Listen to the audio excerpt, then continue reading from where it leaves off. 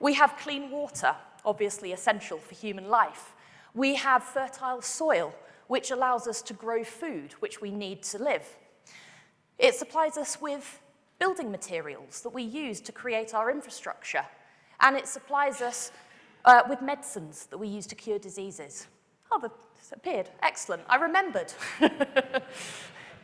It can also provide natural flood attenuation and even help with climate change adaptation. So all of this stuff that we get for free from nature.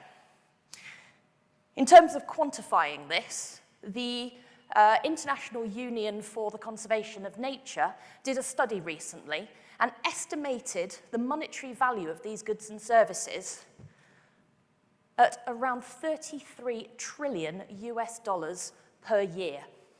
We couldn't buy this stuff even if we wanted to.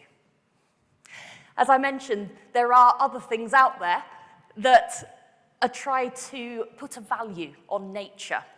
Back in 2012, 40 CEOs of financial institutions signed something called the Natural Capital Declaration.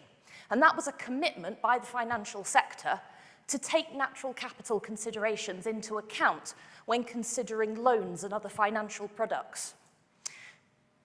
In 2011, just before this was set up, 29% of profit warnings by FTSE 100 companies were as a result of increasing prices of raw materials, showing our dependency on what nature actually gives us.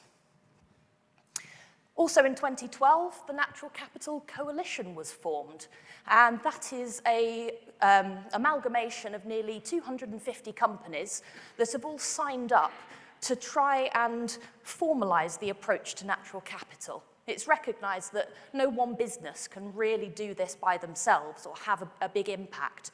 So the coalition was set up to try and bring people together, to share good practice, and to try and form a bit more of a standardized approach. And just over a year ago, they published the Natural Capital Protocol. And the protocol provides a tool for businesses to use to actually identify and measure and value their impacts and their dependencies on natural capital. In terms of impacts, obviously, if we impact on the environment now, there are serious fines available.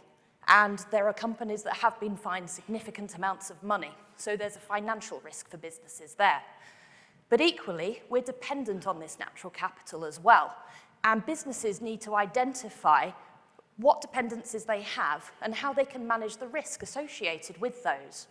For example, in the fashion sector, there was a 4-year drought in California that affected most of the fashion industry because they use a lot of water in things like dyes.